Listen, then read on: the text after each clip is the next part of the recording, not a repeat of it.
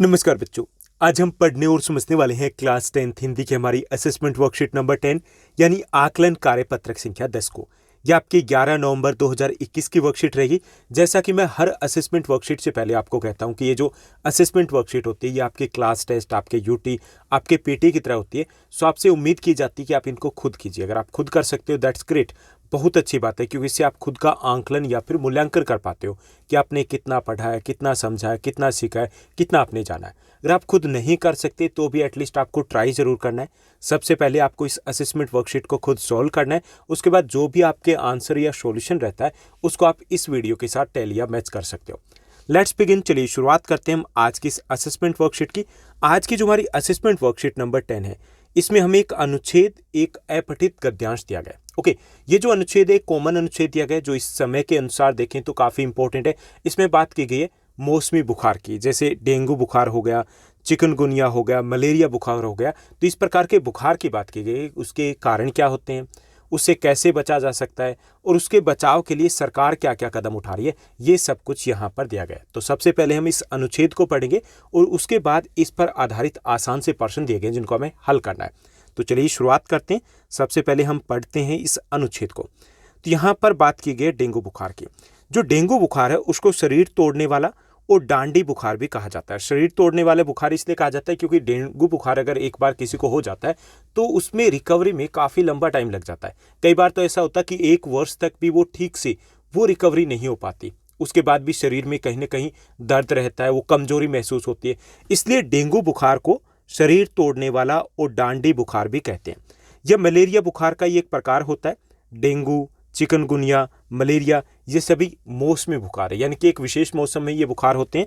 और आमतौर पे कौन से मौसम में होते हैं? वर्षा ऋतु में होते हैं, क्योंकि ये सभी जो है वो मच्छरों के काटने से फैलते हैं।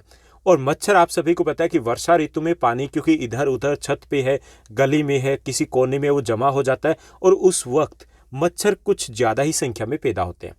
तो उन्हीं मच्छरों के पनपने के कारण उस समय में, यानी कि जो विशेष मौसम होता है, बारिश की ऋतु होती है, उस वक्त ये बुखार है वो तेजी से फैलते हैं। डेंगू बुखार एक पीले बुखार फैलाने वाले मच्छर से फैलता है जिसको एडिस इजिप्टी कहा जाता है। क्या कहा जाता है? एडिस इजिप्टी कहा जाता है। इस बीमारी को एशियाई टाइगर मच्छर है वो भी फैलाते हैं। परंतु पिछले कुछ वर्षों में बात करें तो डेंगू बीमारी के प्रकोप में भारी वृद्धि हुई। वैसे तो 2 प्रकार के मच्छर है, एडिस इजिप्टी जो डेंगू को फैलाता है, दूसरा एशियाई टाइगर मच्छर। लेकिन अपने देश की बात करें तो ज़्यादातर एडिस इजिप्टी जो मच्छर है वो इस जलवायु में ज़्यादा तेज़ी से पनपता है, ज़्यादा तेज़ी से फैलता है और उसको हम कह सकते हैं कि मुख्य तौर पे जिम्मेवार है डेंगू बुखार के पीछे। पिछले कुछ वर्षों की बात करें तो डेंगू बीमारी के प्रकोप में तेजी से वृद्धि हुई है, काफ़ी भारी वृद्धि हुई है। जैसे इस बार आप देख लीजिए कि डेंगू के केस आपको ज़्यादा मिलेंगे अपने आसपास गली मोहल्ले में, कि काफ़ी सारे लोग हैं जिनको फीवर हुआ और जब चेकअप करवाया गया तो पता चला कि वो डेंगू फीवर था। यह एक विषाणु रोग है जिससे प्रतिवर्ष भारत में हजारों की संख्या में लोग प्रभावित होते हैं। प्रभावित होने का मतलब कि हजारों लोगों को बुखार होता है और उनमें से कुछ लोग, अगर लापरवाही की जाए या ध्यान ना दिया जाए तो कुछ लोगों की मृत्यु भी हो जाती है। डेंगू बुखार की अवधि है वो 2 से 5 दिन की मानी जाती है, यानी कि 2 दिन से 5 दिनों तक ये बुखार रह सकता है। लेकिन जब ये बुखार 2 दिन तक, दूसरे दिन तक अगर रहे तो हमें मेडिकल चेकअप करवा लेना चाहिए, क्योंकि अगर हम लंबे समय तक चेकअप नहीं करवाते तो उसके बाद इलाज में प्रॉब्लम आ सकती है।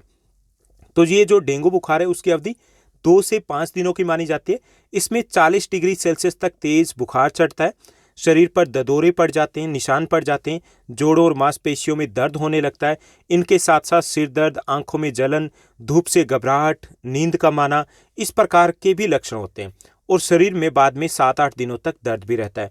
यानी यहाँ देखिए कि आप लक्षण से ही पहचान सकते हो। इसमें तेज बुखार होता है, शरीर पर दाने निकल आते हैं, ओके, जोड़ों और मांसपेशियों में दर्द रहता है, साथ साथ सिर दर्द होता है, आंखों में जलन होती है और धूप से घबराहट होने लगती है, नींद कम आती है। तो ये कुछ लक्षण है जिससे हम पहचान सकते हैं कि डेंगू बुखार है। अगर ऐसे सभी लक्षण, जरूर नहीं कि डेंगू बुखार है, लेकिन ऐसे लक्षण हो तो हमें तुरंत डॉक्टर की सलाह लेनी चाहिए। शरीर में 7-8 दिनों तक दर्द रहता है, यानी डेंगू बुखार के जाने के बाद भी 7-8 दिनों तक दर्द रहेगा और कुछ के लिए तो ये दर्द है वो 1 वर्ष तक भी रह सकता है। अब इसका पता कैसे चलेगा एग्जैक्टली कि ये डेंगू है, चिकनगुनिया है या मलेरिया है?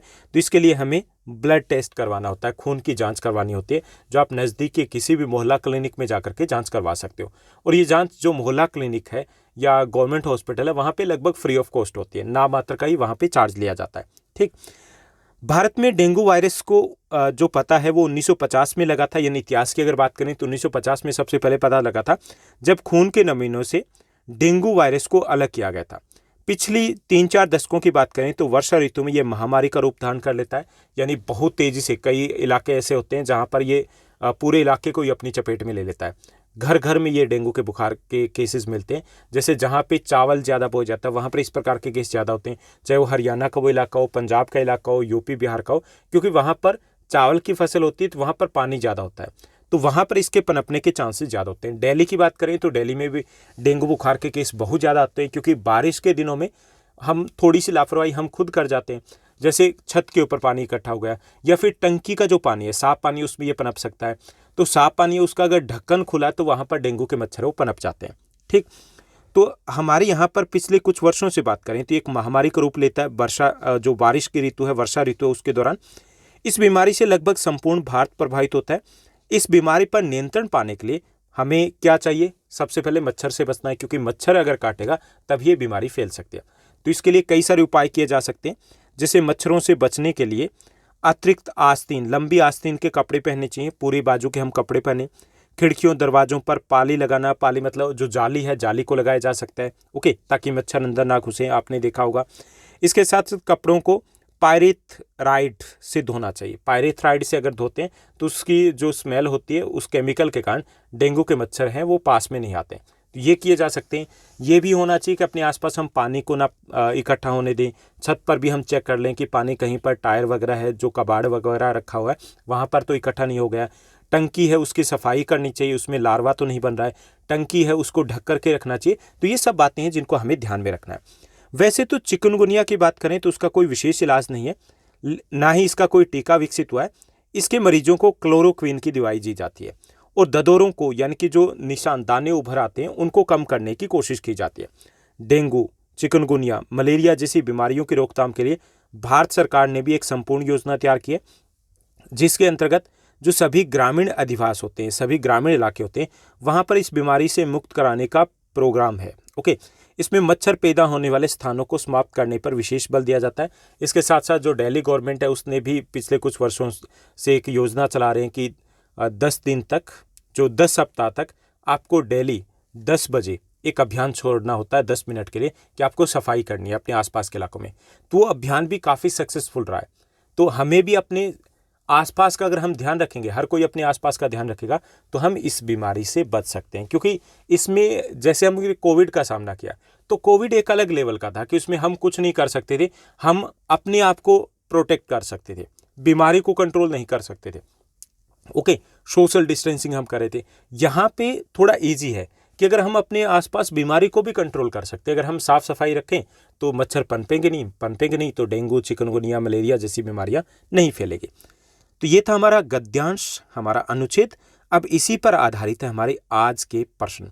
तो चलिए इनको हल करते हैं। तो पहला हमारा प्रश्न दिया गया कि डेंगू, चिकनगुनिया और मलेरिया किस प्रकार के बुखार है, ये हमें बताना है। तो डेंगू, चिकनगुनिया, मलेरिया मौसमी बुखार है, क्योंकि एक विशेष मौसम में ये पनपते हैं, विशेष मौसम में ये होते हैं।